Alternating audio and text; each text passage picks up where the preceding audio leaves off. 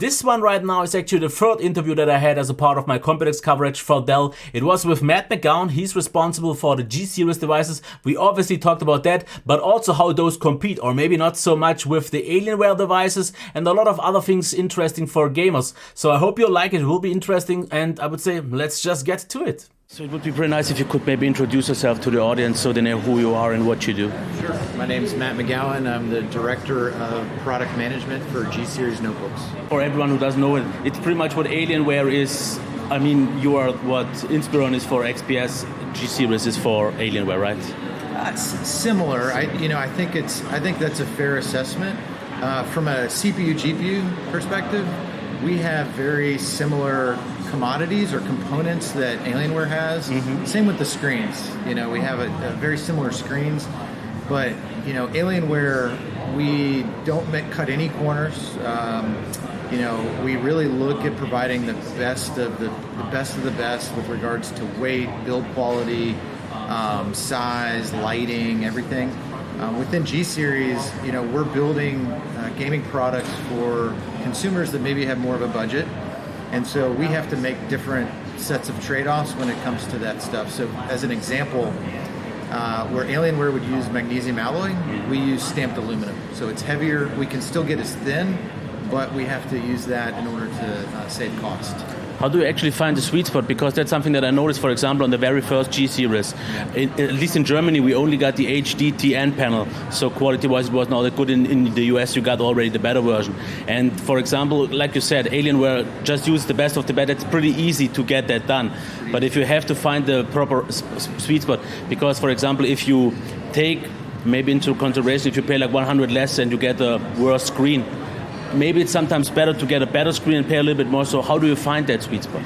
Sure. So, we listen to our customers. I'd say that's probably our number one source of information to dial in those trade-offs. Obviously, we can't afford everything within the G-Series product portfolio. Like you said, Alienware is in a different position. They don't have any constraints, and so they absolutely provide the best of the best. The other thing that we do is we poll our customers. So we do research, we do primary research. We go out and ask customers, in North America and China and Europe, and we ask them, what they value more with regards to screen or GPU or battery life. And so, and the other thing is we've been doing this a long time, right? So, Alienware has been our gaming brand for years and years and years. So there's a lot of findings that we have there, and so we've dialed it in, I think, pretty well. And so we can make those trade-offs. Not to say we don't make mistakes, And so for future roadmap releases, we dial that in. We try to dial that in and give the best value to the customer that we can. So there are definitely regional differences between the maximum configurations that you get. Okay. And what are the limitations that G-Series has? For example, I guess you don't have all the access to the Alienware and it slowly trickles down, but how does it actually evolve over time? Yeah, so if there's things that are developed within Alienware that are low cost that we can implement within G-Series, we absolutely do that. A perfect example of that is Alienware Command Center. That was a software suite that was developed in-house by Alienware. We relaunched it last year, and we really had to take a look at that software and say, do we want to give that away for free on a G-Series product? Do we want to have customers charge for it? We said, hey, listen, we want to provide the best gaming experience at the lowest cost, and so we don't want to charge for that. We want to give that to our customers. Things like Toby Eye Tracking that's exclusive on Alienware, that's an expensive technology. That's a premium gaming experience. That's something that we can't afford within G-Series, and we'd rather invest in different areas like the GPU, CPU, battery, keyboard, display, things like that. Talking about the Toby Eye Tracking, how much do you think there is demand for it in the value segment? Within the value segments, probably not a lot. I mean, that's definitely a premium, almost a competitive training tool, so to speak, right? So I think that Alienware's done very well with it. Within G-Series, like I said, I think we'd rather invest in a panel or a better GPU versus having Toby Eye Tracking and burdening the system for that feature. Talking about the display technology, I think what you're most proud of right now is that you got the 144 Hertz display. Yeah. So is that pretty much the biggest highlight right now, or is there anything else that you would like to point out on those G series laptops? Yeah, so with respect to displays, this is the first time we've ever launched 144 on our G3 line. I think that's a really big deal. We're also looking at, and we've announced today at Computex, is we have OLED now on our G7, right? So that's a brand new panel, brand new technology. It's something that we offer in XPS and Alienware, and now we're offering in the G series. We're also offering 240 hertz on our G7, so that's a big advancement as well. So, and then within the 17-inch space on our 144 hertz panel, we're going to have that be an eye-safe technology panel that basically blocks out the harmful blue rays without impacting the color. So that's something that we've incubated within Dell, and that's something we're giving to our 17-inch customers that purchase a 144 hertz panel. I'm actually personally very excited about the OLED displays. So what would you say are the main benefits of it right now in terms of maybe also battery life, or how the demand is from people and so on in terms of actual display quality? Yeah, so the quality of the technology is absolutely remarkable. So with regards to color gamut, it basically gives you a full DCI P3 100% color space. It gives you 100,000 to 1 contrast ratio. That cannot be reached today with LCD technology. With regards to the power, it is a higher power panel, but we advise customers to use dark mode for their OS configuration. In order to power a dark pixel on an OLED, it's basically turns the pixel off, so it's really low power. When you're playing games, it's typically in a dark environment on the display, and so that's going to run at pretty good power consumption as well. The issue you run into with OLED is when you have very white backgrounds, because those are the hardest pixels to illuminate and take the most amount of power. But we're very bullish on OLED. We want to put it in more places, and I think that as we have it in XPS and Alienware and G series, we're gonna continue to push it. We want the cost of OLED to come down to where we can put it in more places and offer it to customers, because we think it's a great technology. Those OLED panels are still locked at 60 hertz right now. Right? Will there be a chance for maybe 90 or 120 soon enough, or is that something still way to go? We'll see. That's part of, as we work with our vendors, that's something we're pushing for. We'd like to see higher refresh because, right now you're either getting great color, low response time with an OLED panel, or you're getting high refresh with an LCD. Those are two competing technologies, but both very popular. We'd like to see those merge at some point. Yeah. So at the moment, which one would you say is the most popular right now? 144 hertz, or is it something else? So I'd say 144 is probably the most popular right now, given the cost point that it's at.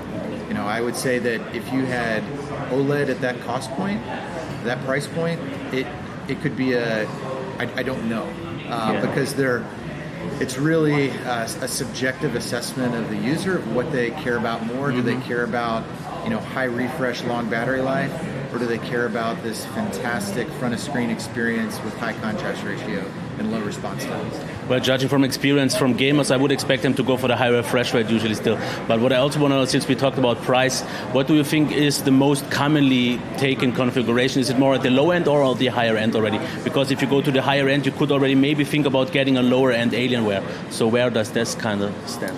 Yeah, so we're seeing a lot of really good growth in really that middle price range. So call it, that hovers right around $1,000. I think that people understand that they need a better GPU, better CPU, a little bit more memory than that base configuration to really meet their needs. So we're seeing a lot of popularity, in that hovering around $1,000 price point. And which size do you think is the most popular one? I would assume maybe 15.6? Yeah, 15.6 by far. Yeah. Is it because the versatility? Because usually gamers have only that device, and that's why they stick to that, right?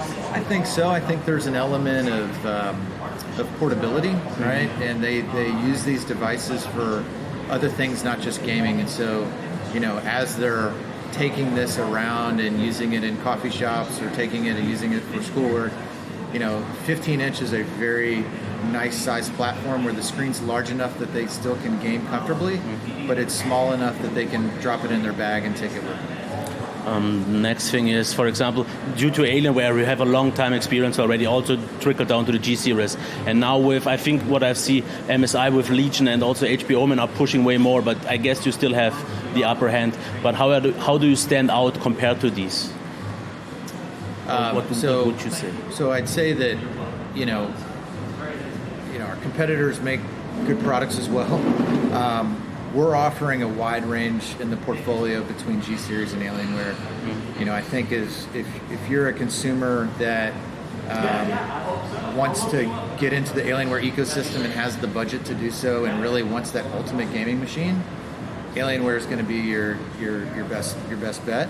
If you're looking for, hey, I don't have a lot of money to spend and I need the CPU and GPU components and the panel components, and I'm willing to purchase something that isn't the Alienware brand, G Series is a great product.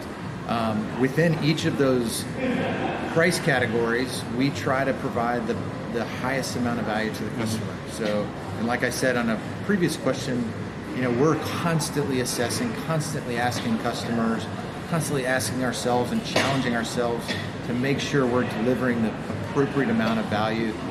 And that is probably the most difficult part of our jobs, is making sure that we're giving the highest amount of value. From what I've seen actually in the past, Alienware already has a pretty big fan base. Yes. How does it look with G Series, and how many of your customers become regulars over time? Oh, our fan base is absolutely enormous. The Alienware brand is very strong. We're part of one big family. So if somebody purchases a G Series, we would love for them eventually to purchase an Alienware. That would be the ideal state.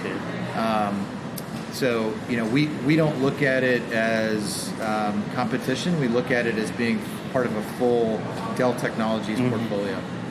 So since we're seeing it from Alienware monitors right now and also peripherals and so on, G Series won't get that because you already have that from Alienware, or do you think about branching out in that regard as well? Yeah, so that's something that we thought about when we launched all the Alienware peripherals. Similar to how we've launched Alienware Command Center onto G Series, not everyone can afford an Alienware PC. So we want to give them the opportunity to experience the Alienware brand tenants through Command Center software, through a display, through a keyboard, through mice, because those are at affordable price points that they can have those accessories and really start to experience it. And then ultimately, if they purchase an Alienware product, fantastic. If they purchase an Alienware PC like the M15, M17, or Area 51M, fantastic. That's what we want to do. Okay. So with also so many new technology coming up, what do you think is the next big thing for laptops? Because everyone is pretty much using the same stuff, and you can only improve maybe on cooling or on something like that. But what do you think is the next big thing that you could do to kind of get the upper hand again, or be even more so further up? Yeah. So I think that we mentioned it some in our press release. We see that these products are being used not only for gaming, they're being used for other aspects.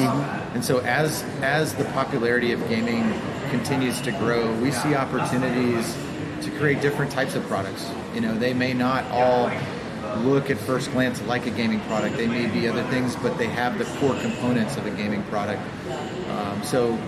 We're going to continue to push the boundaries with technology. We're going to continue to push the boundaries with styling and displays and performance.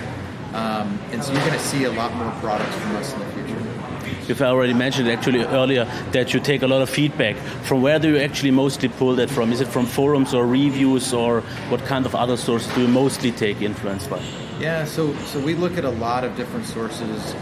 We have different means to get data. We have 5-star reviews. We have surveys that go out after a customer purchases our product to get customer feedback from them.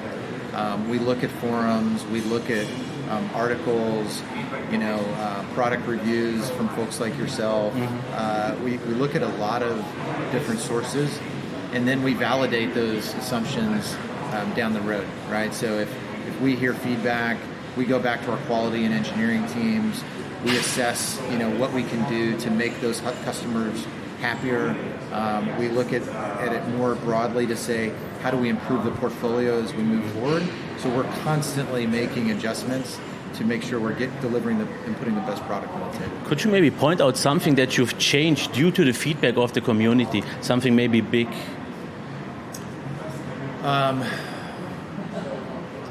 So, I think one of the pieces of feedback that we heard, and this was largely in the China region, is that we heard that they wanted higher refresh panels on the G3 product. And so that is a more expensive panel. We've never offered it on G3 because of the price point of that product. That's something that we're now offering. That's a perfect example of listening to our customers and making sure that we're giving the right technology at the right time. Talking about those regional differences, actually, what would you actually say are the biggest difference, for example, to Asia and also Europe and maybe to the USA? That's hard to say. It's really user dependent. I would say that, China is a very performance-focused region. We find that, GPUs tend to trend a little bit higher. They're a more discerning customer. They're going to maximize value in the performance category. We find that in North America, it may be a little bit more price sensitive. So, but those are general statements. I wouldn't say that it applies 100%. But that's one example of what we see regional differences. Also, one more thing about innovation. Since anyone is pretty much tied to what we get from Intel, for example, or maybe also AMD, what do you think is the one thing that you have the easiest way to kind of stand out in terms of innovating things, or what you would focus on? So, our innovation engine right now is focused on Alienware. You saw a ton of innovations around Area 51M. You're seeing a lot of innovations with the new M15, M17. We're gonna take those innovations and funnel them down into G Series. So I think that one thing that you can expect to see from G Series, from our line of business, is where it makes sense, taking those incubated technologies, taking those innovations, and putting them strategically in the roadmap in the G7, G5, G3 category of product. Would I also like to know how much of that feedback goes into the development and how much influence does that actually have on the product itself later on? A ton. Yeah. So, we never want to become stale, right? We always want to have new, fresh designs, new innovations, new technologies, new ways to communicate, the product value to the customer. Perfect example of that is the game shift feature that we launched on G3. That's something that is a inexpensive piece of very quick technology that we can deliver that provides value to that $800 to $1,000 product. That's something we're going to continue to do over time. Okay, one last question. If there would be one thing that you would like to call out, what you are most proud of, what you have achieved with G Series, what would that be? I think the proud moment in G Series is just providing those pieces of innovation at the right price point. So, we launched a brand new G5, G7 at CES. We launched a brand new G3 here at Computex.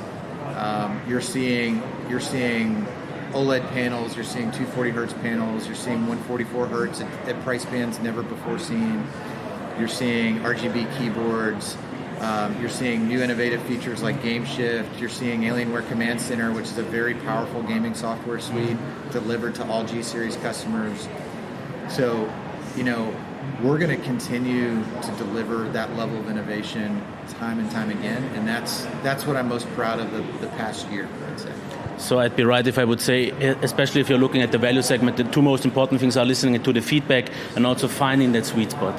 Absolutely. Yes. Yeah, absolutely. Constantly listening to customers, constantly updating our roadmap to be better and better and better, and putting the right product on the table.